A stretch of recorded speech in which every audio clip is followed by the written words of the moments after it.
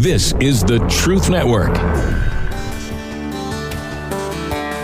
The heart of every man craves a great adventure, but life doesn't usually feel that way. Jesus speaks of narrow gates and wide roads, but the masculine journey is filled with many twists and turns. So how do we keep from losing heart while trying to find the good way when life feels more like a losing battle than something worth dying for? Grab your gear and come on a quest with your band of brothers who will serve as the guides in what we call the masculine journey. The masculine journey starts here now. Welcome to the masculine journey. This is Andy sitting in for Sam and Robbie. They're both out, so I'm by default sitting in the hot seat this week, and everybody else has their face is filled with relief that they're not here. No, I'm just kidding. I think any of the guys could have sat in, but it was my time. I haven't done this in a while, and looking forward to it, but we're glad to have you with us, and we're continuing on last week's topic, which is, Jim, you were here. I was. Yeah. And the topic has not changed. No, it's not. It's your most significant memory from boot camp. Yeah, 2.0 or version 2. But yeah, Danny and I weren't here last week, and we're just going to continue on that theme because there's so much to it. Boot camps, man, they became part of my life. 2012, I think it was the first one, and I don't think I've missed. With the Masculine Journey team, I've done them in Colorado with the Wild at Heart group, and a group from Ohio. I've done several boot camps with them. Shout out to those guys. They usually listen to the show, but just this idea of going after God's heart for men and what He intended for men has changed my life and everybody sitting here, I believe, and so we're just going to jump into it. We have memories, but a lot of those memories are built around clips, and you're probably going to hear some clips that you've heard on this show many times, but we're going to talk about the memories we have from the boot camps and how God came after us, but also some of it will be what we thought about the first time we heard these clips played, or the impact that they've had on us. And so before we start, though, I'm going to shout out to a guy that's going to his first boot camp this next boot camp, November 17th through the 21st. Michael, just tell me what you're thinking about. You've heard a lot about it. You sit in on the radio shows. What are you expecting from this first boot camp? Well, I'm definitely expecting to get to know God a little better, maybe even myself, meeting a lot of good people. I've already met you guys, you guys are awesome.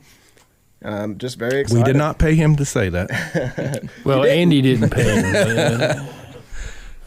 Yeah, I'm very excited, and I'm looking forward to it because I think I'm going to have some stories to share too. Absolutely. You'll have memories. I'm glad you said that too, because I believe that's really, I think what all experience. We find God, we go after His heart, but He comes after our heart, and when He does, we learn a lot about ourselves. He guides us through that process because who knows us better than anybody? God. Yep. All right, so we're going to open this thing up. I'm going to go ahead and play my first clip because it just, my clip because it just makes sense. No, it really is because it touches on really what you're introduced to when you first come into a boot camp. It's from Open Range, and you've got these Charlie Waite, and he's this kind of gunslinger and boss, and they're free grazers on open range, and there's a guy that's trying to kind of rule them and push the town around, and you hear this interchange at the tavern, and Charlie pushes into something about men stepping up and being men, and I'm just going to go ahead and play it, and we'll get reactions from the team after it plays. Mac, Ralph? Ray, Corey, Whiskey. This is Ralph Peterson. He runs a general store. That's where I was when the dog got free. Oh, you fellas the free grazers, I expect. No offense. Personally, I don't stand with others around here about free grazers. There was a fight at your store about a week or so back. Some of Baxter's men jumped our friend. He was a big fella. Yeah, saw the whole thing. That big fella broke one's arm. Be a gun hand named Butler, would it? That's what they say. Felt bad about your friend. Is he all right? He's dead. It's too bad. Seemed like a nice young feller. Shame what this town has come to. You could do something about it. What? We're freighters. Ralph here's a shopkeeper. You're men, ain't you? I didn't raise my boys just to see him killed. Well, you may not know this, but there's things that gnaw at a man worse than dying. Anybody? So why I played that, though, for me, when I first saw that, and it kind of touches on battle or warfare, but it really goes after a man's heart. And you can get into life and you can become very passive, and you feel like that's even the right thing and the Christian thing to do. But you have an enemy that's pushing you around, and God puts these core desires in you to cause you to rise up. Anybody know the core desires? Anybody want to rattle them off? Battle to fight, a beauty to rescue, and an adventure to live. That's right. I should know it. I'm working on that talk. That's right. If you don't know it, we're in trouble. We're in real trouble. This boot Nobody camp, will. That's right. But it just speaks to that's really what grabbed me is usually you start core desires, you get into the brave heart. All those things cause something to rise in you. And if you've been passive, if you've been beat down, if you've lost some battles and you just check out, that right there, that whole clip, it will cause something to rise within you. It did me anyway. Well, the kind of thing with this whole genre, Andy, if you ain't careful, is you get the sense that you've got to be a great outdoorsman. Yeah. You got to be, something that maybe you're not, which steps into a poser. Exactly. But, the reality of it is when your heart begins to come alive, there are some things in you that come alive and that you really hadn't known what to do with, because even in church circles told you got to put those things to the side or something like that.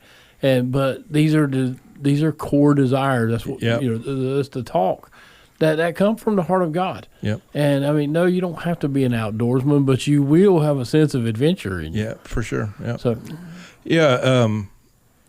it's so important for as men to have that called out in us, and what will you becoming alive and who you were meant to be will actually feel like posing at times, because we've lived in the false self and the hidden self for so long. As you become like like a butterfly from a cocoon or whatever, as you spread your wings, that's going to feel weird or whatever. And I went through that experience. But, again, that is a memory from boot camp. I can feel it and sense. I can remember from boot camp to boot camp that transition to where I began to feel really who I was and stepping into those core desires. This has been percolating in my brain since the opening. This ought to be good. Because I was thinking of my very first boot camp, and it was a weird one. It was in Alaska, and it was a week long, and we spent most of the days fishing or having adventures, and it was almost overwhelming. But in looking back, and that was in 2003, looking back at it, I have two very strong memories. One of them is Aubrey Folk, who I'm an early riser, so was he. Probably same age range as our resident sage over here, and not a whole lot taller, but wonderful, one of the most godly men I've ever met.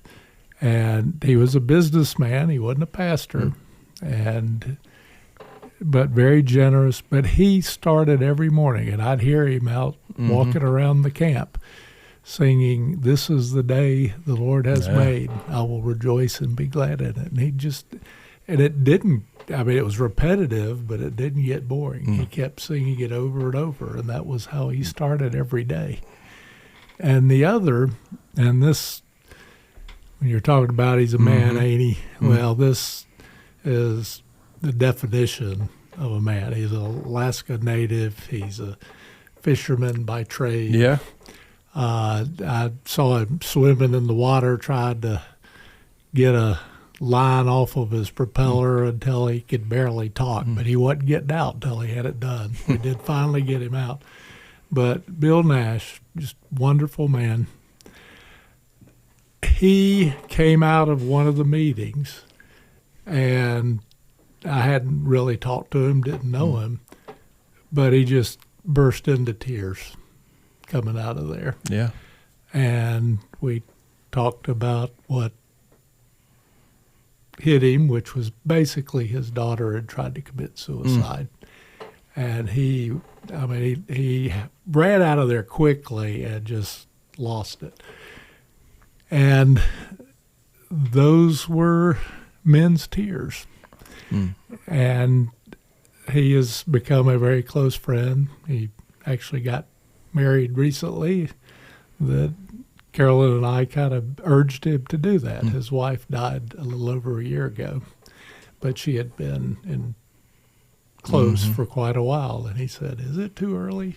I said, "Not if God tells you to do it." So he contacted a woman, and within, the second time he talked to her, he proposed, and they were married a couple of weeks later when a friend showed up in town and had the ability to get him married. That's stepping into your core desires right there.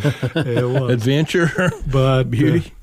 But it just, those were the most important things. Those two men were significant in my life. Well, just talking what I heard last week from the show and what I know we'll hear is God comes after your heart, and it's a beautiful thing between you and God, but you also have to you also connect with your brothers. Relationships are built. Danny, you came and you didn't know anybody. You brought a friend, and it just took off.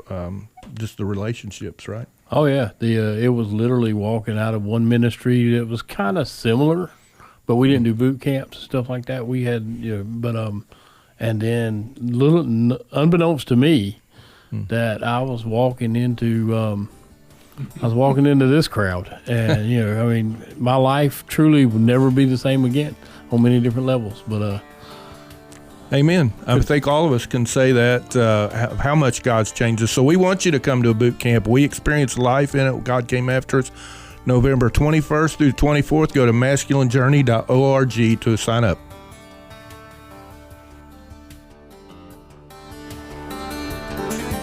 What we have at our boot camp is something that makes you stronger and gives you the strength to go on your regular walk with God. It's something that will make you be bigger than you were when you got there. The first one, I had no clue what I was walking into, and then realizing that other people are in the same boat, and how open everybody was to share their struggle. It was a great group, and a lot of unpacking was able to be done.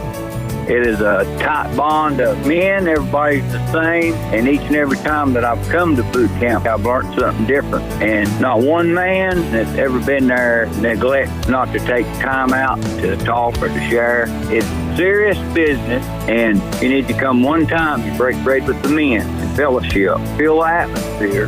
Hear the people pray. And get down to earth about what's going on in life and get real. Register today at masculinejourney.org.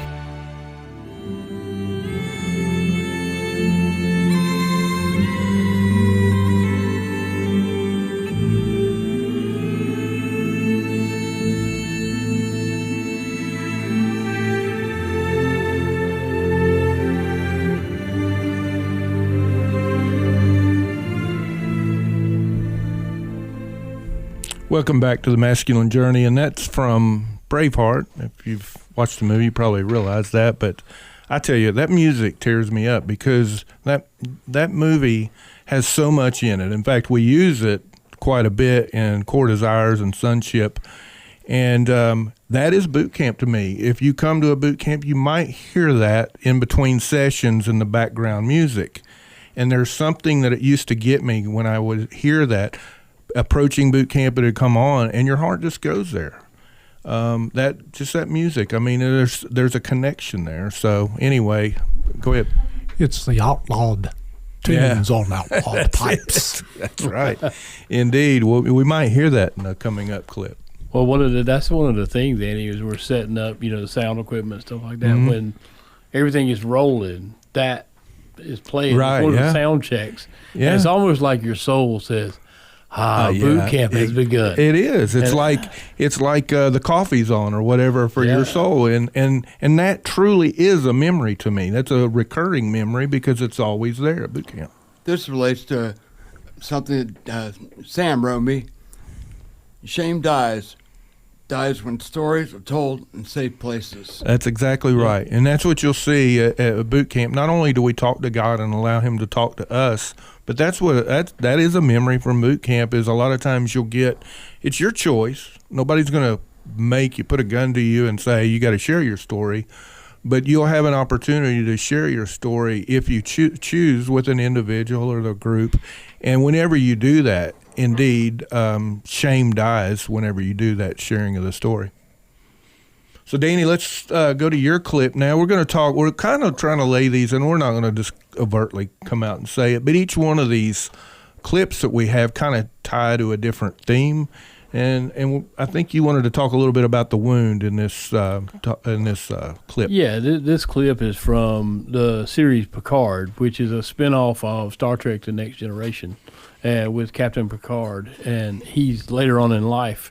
And, we are deep-seated Trekkies at our house. And, I mean, I don't think there's been a Star Trek series that we haven't watched over and over and over again, except for the original series. Michelle doesn't like it. So, anyway, but this is like on the final episode of this series Picard. And there's been a character that goes back to Next Generation. His name is Q. And he's a godlike creature in a Q, and they're all named Q, which is really confusing. But and he has just popped into Picard's life and made his life miserable at times. But there's always like a lesson to be learned somewhere along the way. But he's kind of mischievous, and but this is their last meeting, and the interchange in between them speaks so much to kind of how. What he listened to what he tells Picard, and Picard's response is so much like the interchange I've had many, many times at boot camp with God. And but the reality of God coming after your heart and healing those wounds that because only God can go backwards and forwards and everything. But we'll play the clip and I'll talk about it a little bit afterwards. My old friend. Forever the boy who with an errant turn of a skeleton key broke the universe in his own heart. No more. You are now unshackled from the past. As I leave you free. But why does all this matter? Is something going to happen for which I will be required? Must it always have galactic import? Universal stakes, celestial upheaval? Isn't one life enough? You ask me why it matters. It matters to me.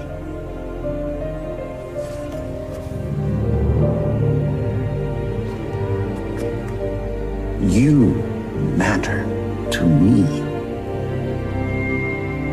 Even gods have favorites, Jean-Luc. And you've always been one of mine. Q. Time's almost up. I have one last surprise in store.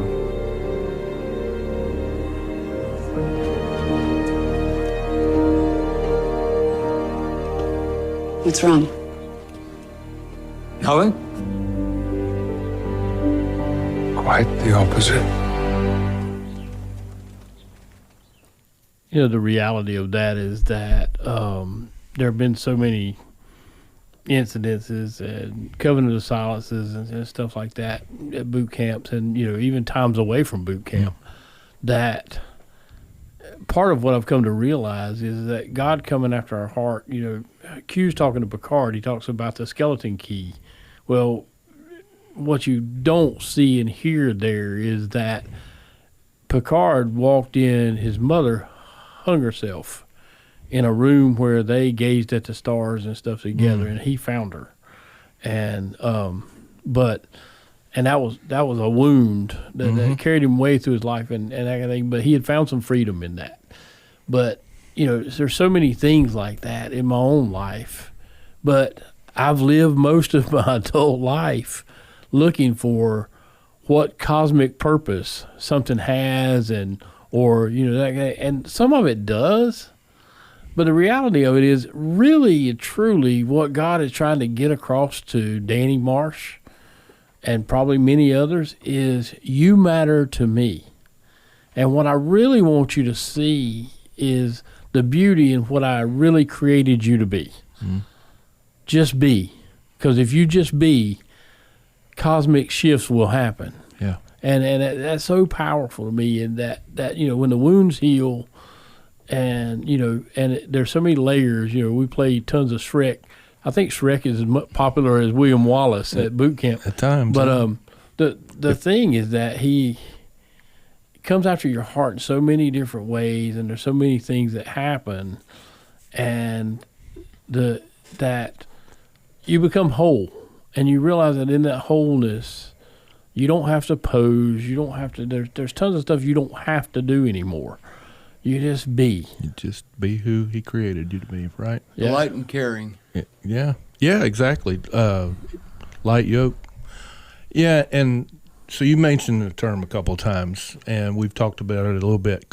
God coming after your heart. So it may be, you guys may have gotten that term. Whenever I first came to boot camp, I was leaving, and Robbie came up to me, and just meeting these guys or whatever, and I was pretty reserved. I was pretty beat down at the time, so I just wanted to be left alone. I enjoyed everybody coming after me and loving on me, but they were very respectful of my space or whatever. But he came up to me and said, "How did God come after your heart this weekend?" And I didn't even know what he was talking about, to be honest with you. Of course, I knew God loved me or whatever, but it was a matter of saying God took a step towards me, an action towards me, and that's not what I was really coming for. I was big in my mind. I was trying to get a lot of knowledge back so I can get my marriage back. This is really what I came for, and I knew it was a God thing, and there was other stuff, and there was a lot of stuff that my heart was exploding, but I couldn't answer him. I don't even know what I said. But as the years went by, I got more and more and more understanding of how did God come after your heart, and he continues to do it. So that's a boot camp memory. That's good stuff. Good stuff. Anybody, you got anything? Harold? One of the things that I discovered that I didn't expect to discover is how coming to boot camp changes the way you see movies. Before boot camp, I saw movies over the years. What I didn't realize is how much God is in movies where Hollywood didn't know or intend it to be.